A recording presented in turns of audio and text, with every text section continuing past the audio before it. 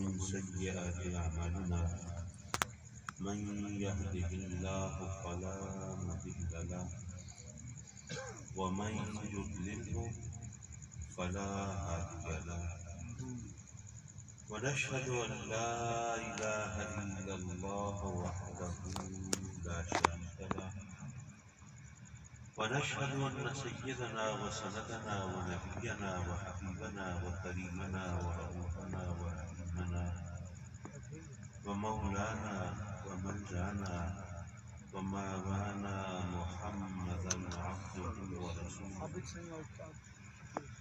أما بعد فأعوذ بالله من الشيطان الرجيم بسم الله الرحمن الرحيم ومن يعظم شعائر الله فإنها من تقوى القلوب صدق الله مولانا العلي العظيم وصدق رسوله النبي الأمين ونحن على ذلك لمن الشاهدين والشاكرين والحمد لله رب العالمين.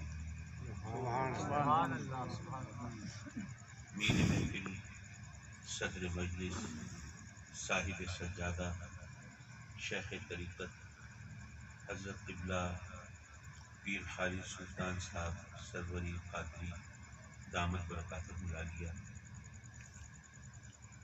اور میرے انتہائی محترم و کرم فرما اور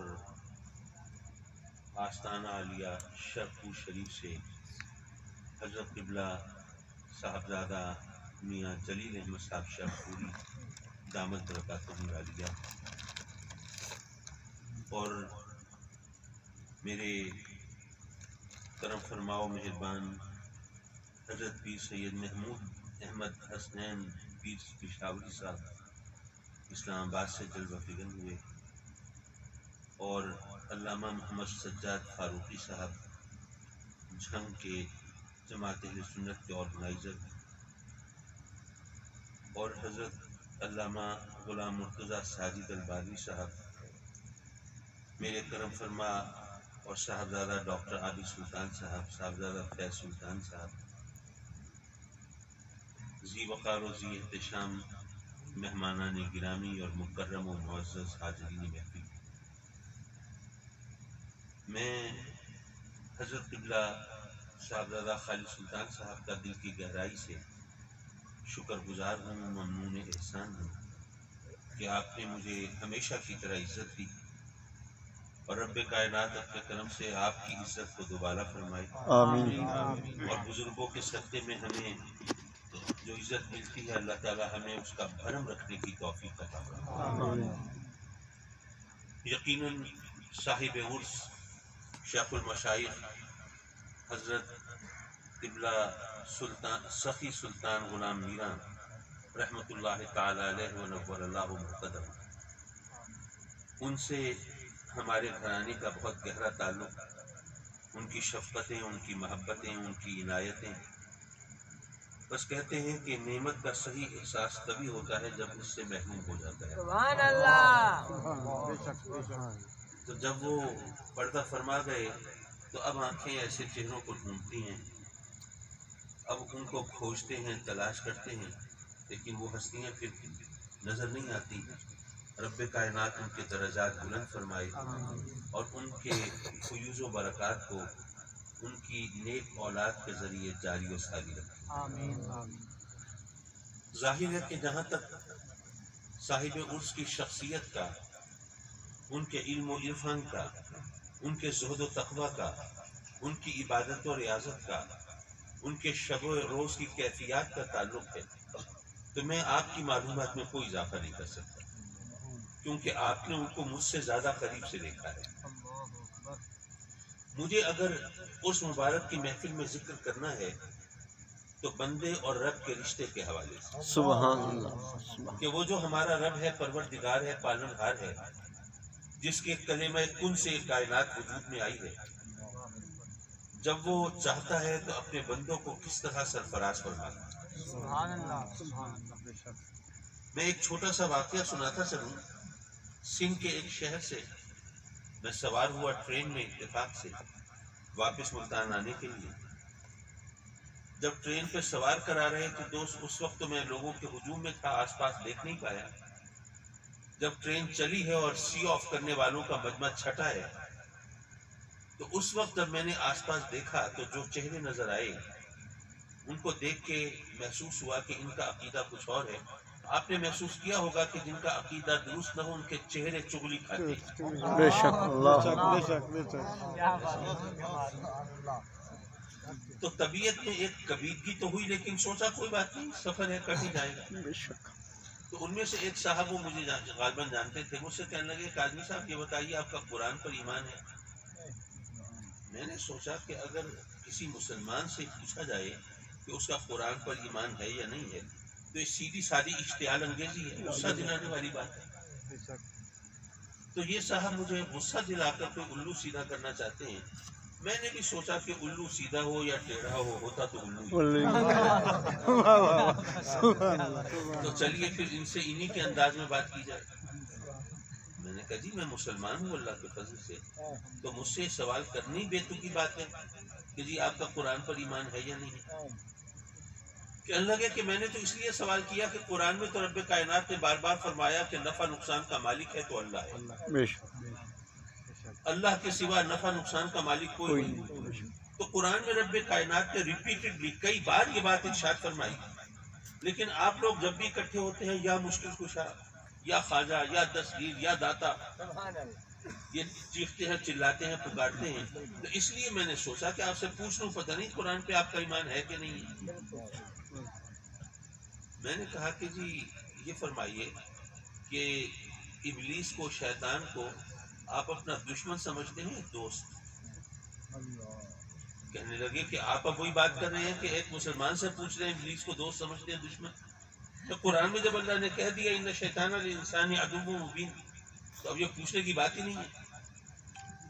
میں نے کہا جی میں پوچھ اس لیے رہا ہوں کہ ہمیں شیطان سے بچنا چاہیے نا. بے شک اب شیطان دشمن ہے ہمارا اور ہمیں اس سے بچنے کا حکم قرآن میں رب کائنات نے دیا ہے. تو اب مجھے یہ بتا دیجئے کہ ابلیس ہمارا کچھ بگاڑ سکتا ہے یا نہیں، ہمیں نقصان پہنچا سکتا ہے یا نہیں؟ اگر نہیں نقصان پہنچا سکتا تو پھر اس سے بچنے کی کیا ضرورت ہے؟ دشمن ہو اور بیکار ہو، دشمن ہو ناکارہ ہو، دشمن ہو بے بس ہو، دشمن ہو لاچار ہو، کچھ نہ کر سکتا ہو، تو پھر اس سے بچنے کی کیا ضرورت ہے؟ پھر تو موقع اچھا ہے، اگلے پچھلے بدلے چکا لیجیے اور آستینیں چڑھائی اور پھر پڑی. جی بے شک لیکن ابلیس ہمیں نقصان پہنچا سکتا ہے، اسی لیے تو رب کائنات نے ہمیں اس سے بچنے کا حکم دیا. اور یہ کہانی بھی اس وقت سے شروع ہوتی ہے نا جب سیدنا آدم علیہ السلام کو رب کائنات نے تخلیق فرمایا اور حکم دیا کہ آدم کو سجدہ کرو، فسجدوا الا ابلیس، تمام فرشتے سجدریز، ابلیس اکڑا کھڑا رہا.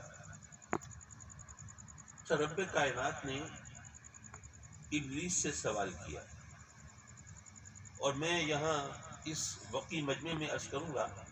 اور ویسے حضرت قبلہ خالد سلطان صاحب کا کرم ہے کہ رات کے اس پہر انہوں نے آپ کو یہاں دیہات میں جگایا ہوا ہے، جبکہ آپ دن بھر سفر کر کے تھکے ہارے، آپ کی حالت پتلی ہوگی، اور ایسے میں کوئی لمبی چوڑی تقریر کرنا آپ کے صبر کو آزمانے والی بات ہے. لیکن آپ تسلی رکھیں، انشاءاللہ میں اپنی گفتگو کو بہت جلد سمیٹ لوں گا. حضرات مکرم،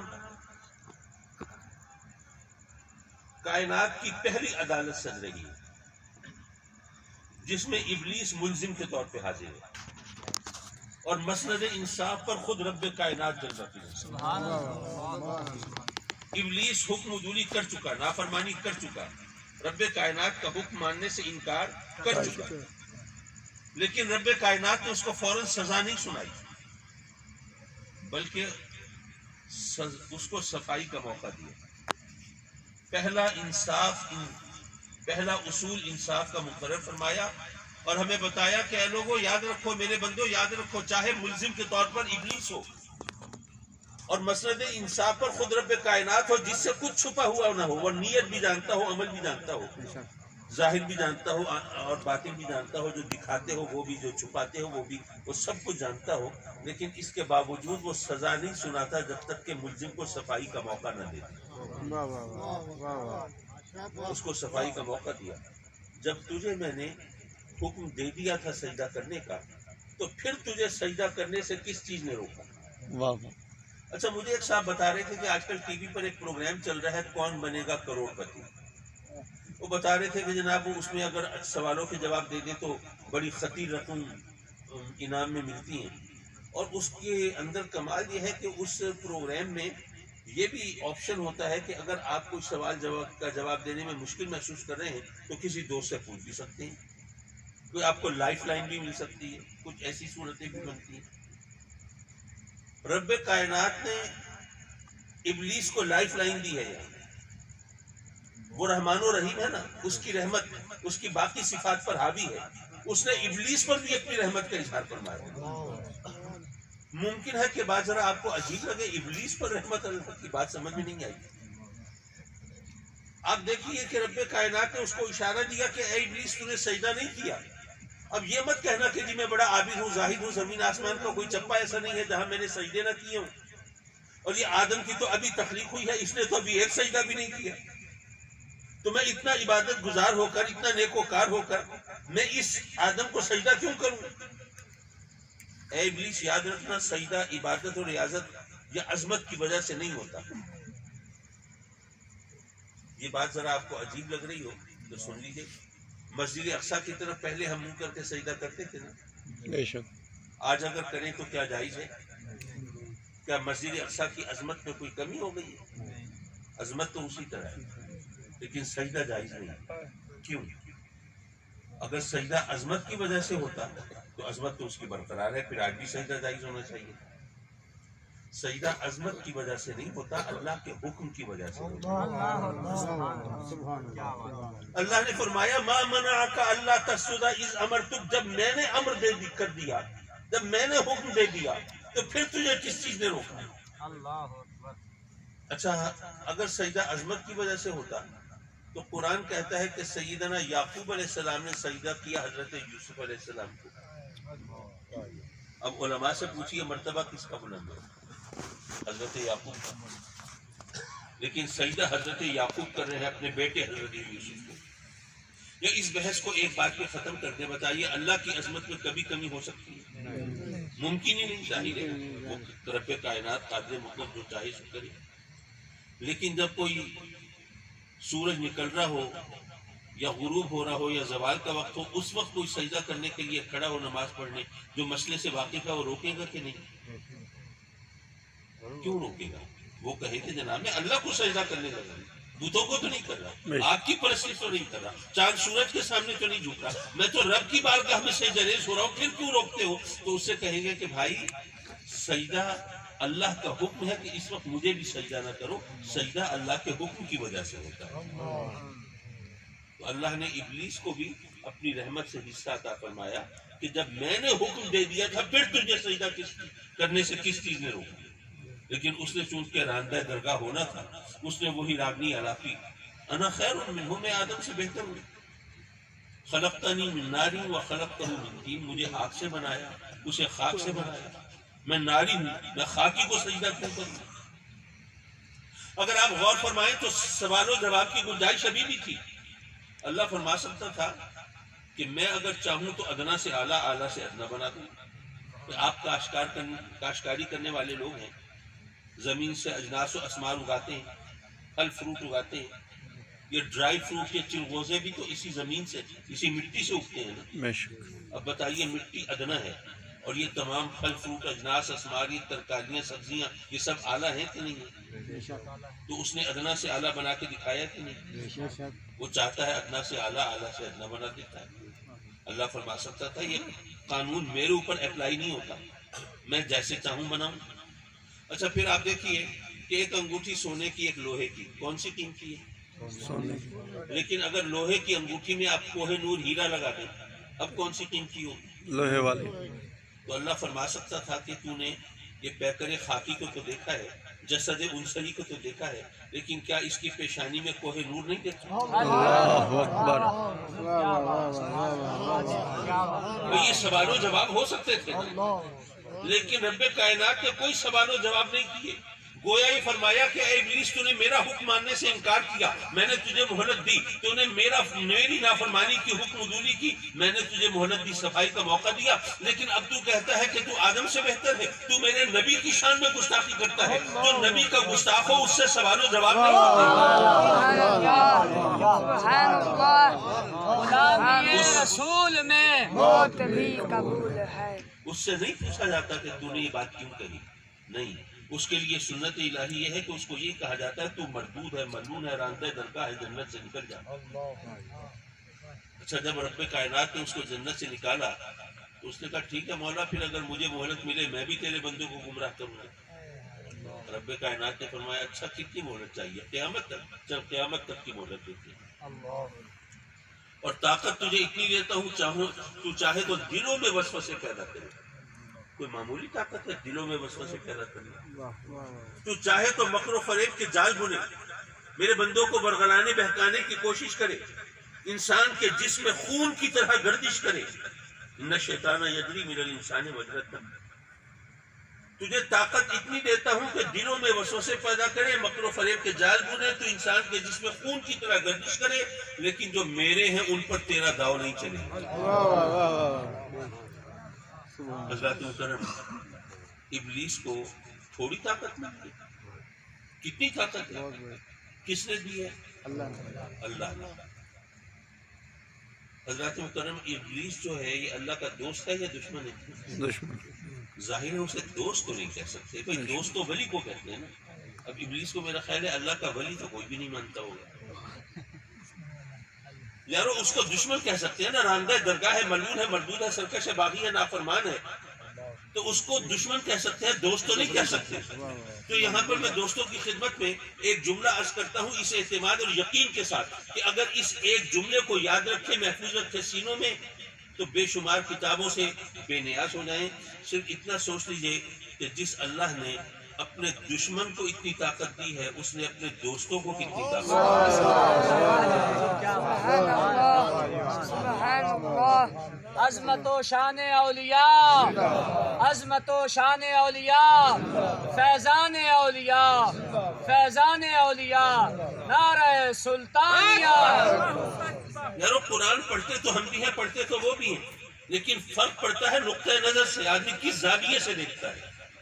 یہاں پر مجھے وہ ایک واقعہ یاد آیا، بڑا دلچسپ واقعہ ہے۔ ایک پاکستانی، آج کل جس طرح ہمارے ہاں حالات ہے، غربت ہے، بے روزگاری ہے، اور مہنگائی اور حالات خراب ہیں، ہر ایک بیچارہ ملک سے باہر جانے کی فکر میں ہے، تو ایک پاکستانی کو اتفاق سے کوئی لاٹری نکل گئی اس کی، اور وہ انگلینڈ کا ویزا لگ گیا۔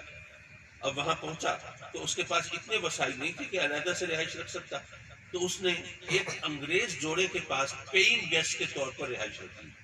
پیئنگ گیسٹ تو پتہ نہیں آپ سمجھتے ہیں یا نہیں، یعنی آپ کسی کو پیسے دے کے اس کے مہمان بن گئے، کبھی میرا خرچہ ورچہ میں ادا کرتا ہوں، لیکن میں کسی ہوٹل میں نہیں ٹھہر رہا، آپ کے گھر پہ ٹھہر رہا ہوں، آپ کو اس کی قیمت ادا کرتا ہوں۔ تو ایک انگریز جوڑے کے گھر پیئنگ گیسٹ کے طور پہ رہائش رکھ لی۔ اس جوڑے کا ایک بچہ تھا 9-10 سال کا۔ ایک دن وہ اس انگریز نے کہا کہ بھائی اگر آج آپ گھر پہ ہو تو ہمیں دراصل ایک جگہ کام سے جانا ہے، تو ہم اپنے بچے کو گھر چھوڑ جائیں اگر آپ گھر پہ ہیں، اور اگر آپ کو کہیں جانا ہے تو مجبوراً پھر بچے کا کوئی انتظام کرنا پڑے گا ہمیں۔ پاکستانی نے اپنی مصروفیات دیکھی اور کہا کہ نہیں، آپ بے فکر رہیے، جائیے آرام سے کام پہ جائیے، میں گھر پہ ہوں۔ کہا اچھا ٹھیک ہے۔ وہ چلے گئے کام پہ۔ ان کے جانے کے بعد اتفاق ایسا ہوا کہ بچے کو پیاس لگی، وہ کچن میں گیا پانی پینے، تو پانی پینے کے لیے اس نے گلاس اٹھایا تو وہ شیشے کا گلاس وہ اس کے ہاتھ سے سلپ ہوا، گرا، ٹوٹ گیا۔ بچہ ذرا گھبرایا، پریشان ہوا، تو ہمارے پاکستانی بھائی نے اس کو تسلی دی، نہیں بیٹے پریشان ہونے کی بات نہیں ہے، تمہارے پیرنٹس آئیں گے نا، والدین آئیں گے، تو ان سے کہہ دینا انکل سے ٹوٹا ہے، میں بھی کہہ دوں گا ہم اس سے ٹوٹا ہے، اگلے دن گلاس لا بھی دوں گا، کوئی مسئلہ ہی نہیں۔ بچے نے کہا اچھا ٹھیک ہے۔ جب اس کے والدین واپس لوٹے اور گلاس ٹوٹا ہوا دیکھا اور پوچھا، تو بچے نے جو اس کو سبق پڑھایا تھا اس کے مطابق کہہ دیا گلاس تو انکل سے ٹوٹا ہے۔ اس نے کہا جی مجھ سے ٹوٹا ہے، فکر نہ کرے، میں نیا لا دوں گا، بات آئی گئی ہوگی۔ اگلے دن وہ پاکستانی کا دروازہ کسی نے کھٹکھٹایا، بہت صبح، وہ پریشان، اتنی صبح کون آ گیا؟ دروازہ کھولا تو وہی انگریز میاں بیوی کھڑی ہیں۔ بھائی خیریت، اس وقت آپ کیا کر رہے ہیں؟ انہوں نے کہا کہ بھائی رات آپ تو آ گئے سونے کے لیے، آپ کے جانے کے بعد ہمارا بچہ آیا اور اس نے ہمیں بتایا کہ گلاس تو اس سے ٹوٹا تھا، آپ سے تو نہیں ٹوٹا تھا. تو معاف کیجیے، ہم نے تو آپ کو بڑا اچھا شریف آدمی سمجھ کے جگہ دی تھی اپنے گھر میں. ہمیں نہیں پتا تھا کہ آپ ایسے شخص ہیں کہ چند گھنٹوں کے لیے ہم بچہ آپ کے پاس چھوڑ کے گئے اور اتنی دیر میں آپ نے اس کو جھوٹ بولنا سکھا دیا، اور اتنی دیر میں اس کو یہ بتا دیا، یہ سکھا دیا کہ اپنا قصور کسی دوسرے کے سر تھوپ کے آدمی خود بے گناہ بن سکتا ہے. تو ہم نے جو اتنا عرصہ اس کے اخلاق کی تربیت کی تھی، اس کا آپ نے بیڑا غرق کر دیا. تو یہ تو اللہ کا شکر ہے کہ اس نے ہمیں بتا دی اور کچھ لاج رکھ لی. تو بھائی آپ چند گھنٹوں کے لیے تھے تو آپ نے یہ کارنامہ سر انجام دیا، زیادہ رہیں گے پتہ نہیں کیا کریں گے. ہمیں یہ بارے نہیں کھاتا، آپ یہاں سے بوریا بستر گول کریں اور یہاں سے چلتے بنے. میں سوچنے لگا بعد میں وہ پاکستانی بھائی ہمارا اپنے دوستوں میں عزیزوں میں بیٹھ کے کہہ رہا ہوگا یار نیکی کا زمانہ ہی نہیں ہے. میں نے اس بچے کا قصور اپنے سر لے لیا اور انہوں نے میری احسان ماننے کی بجائے مجھے گھر سے نکال دیا. بات تو زاویہ نظر کی ہے، آپ کسی بات کو کس طریقے سے کس انداز سے دیکھتے ہیں. یہ جو آراس کی محافل ہوتی ہیں یہ آپ کی ذہنی تربیت کا ایک طریقہ ہوتا ہے، اور آپ کو سکھانے کی بات ہوتی ہے کہ اللہ والوں سے عقیدت محبت کس انداز سے رکھنی چاہیے. اللہ نے اگر ان کو کوئی عزت دی ہے، کوئی شان دی ہے، کوئی مقام دیا ہے تو ان کو کس طرح ماننا چاہیے. حضرات مکرم صرف نصیحت کے طور پہ، کیونکہ اب رات کے اس پہر کسی مزید تقریر کی گنجائش میں نہ اپنے اندر بھی نہیں پاتا. آپ تو یہاں پھر بھی یہاں خیمے لگے ہوں گے، آپ آرام فرمائیں گے، مجھے تو آپ سے اجازت لے کے واپس ملتان پہنچنا ہے. لیکن آج کل نصیحت کرنا کوئی آسان کام نہیں ہے بھائی. کسی کو نصیحت کرے نا الٹے گلی پڑ جاتی ہے. کسی کو کہے نا بھائی خدا کا خوف کرو، ذرا برائی سے بچو. اچھا جی ہم برائی سے بچ گئے، چلیے بچ گئے، کیا برائی ختم ہو جائے گی؟ کیا دنیا سمجھ جائے گی؟ کیا اچھائی کا بول بالا ہو جائے گا؟ ہر طرف برائی ہے، ہر طرف خرابی ہے، ہر طرف حرام خوری ہے، ہر طرف بدکاری ہے، اور آپ ہمارے پیچھے پڑے ہوئے ہیں کہ نہیں تم برائی کو چھوڑ دو. چھوڑ بھی دے تو یہاں تو دنیا ویسی کی ویسی رہے گی. اب نصیحت کرنے والا بھی بیچارہ اپنا سمو لے کے رہ جاتا ہے، اور بظاہر اس بات کا کوئی جواب سمجھ میں نہیں آتا، لیکن اس کا جواب ہے ایک خوبصورت حکایت میں.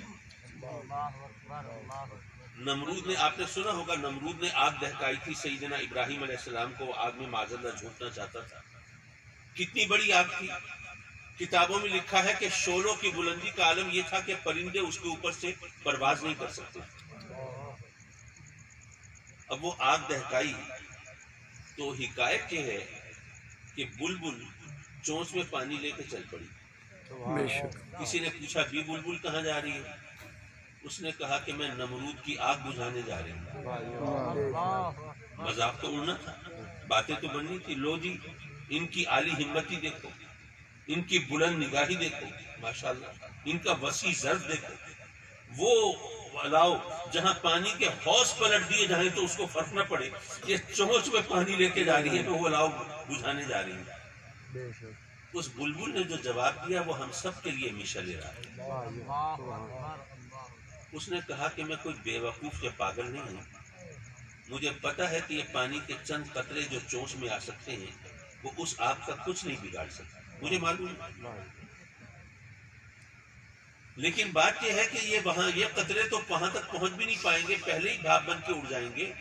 لیکن بات یہ ہے کہ بعد میں لسٹ بنے گی، فہرست بنے گی، وہ کون تھے جو آگ لگانے والے تھے، وہ کون تھے جو بجھانے والے. یہ پانی کے چند قطرے آگ تو نہیں بجھا سکتے، لیکن ان کی وجہ سے مجھے اس لسٹ میں جگہ تو مل جائے گی نا جو آگ بجھانے والوں کی ہے. یارو اگر ہم برائی چھوڑ دیں ممکن ہے دنیا کو فرق نہ پڑے، اسی طرح برائی عام رہے، اسی طرح نیکی کا پتہ بھی نہ چلے. ویسے مجھے یقین ہے فرق پڑتا ہے، چراغ سے چراغ جلتے ہیں. لیکن چلو ایک لمحے کو مان لیا کہ کوئی فرق نہیں پڑے گا، تو فرق نہیں پڑے گا تو دنیا کو نہیں پڑے گا، ہمیں تو پڑے گا نا. وہ فہرست تو بنے گی نا، وہ کون تھے جو برائی پھیلانے والے تھے اور وہ کون تھے جو نیکی کے چراغ جلانے والے تھے. اپنے والد گرامی رحمت اللہ علیہ کی ایک بات وہ بھی نصیحت کی. فرمایا کہ آپ کھیتی باڑی کرتے ہیں تو کھیتوں کو پانی بھی دیتے ہیں. آپ پانی دیتے ہیں اس فصل کو جو آپ نے اگائی ہے، اس کھیتی کو جو آپ نے لگائی ہے. لیکن کچھ جڑی بوٹیاں، کچھ گھاس پھوس وغیرہ وہ کھیتوں کے اندر اگا ہوا ہوتا ہے نا، ان کو بھی پانی لگ جاتا ہے. ان کو پانی دینا مقصود نہیں ہے، مقصد ہے اس فصل کو پانی دینا جو آپ نے خود بوئی ہے، جو آپ کاٹیں گے، جس کا فائدہ اٹھائیں گے. لیکن چونکہ وہ جڑی بوٹی، وہ گھاس پھوس وہیں کھیت میں فصل کے ساتھ اگی ہوئی ہے، اس کو بھی پانی لگ جاتا ہے.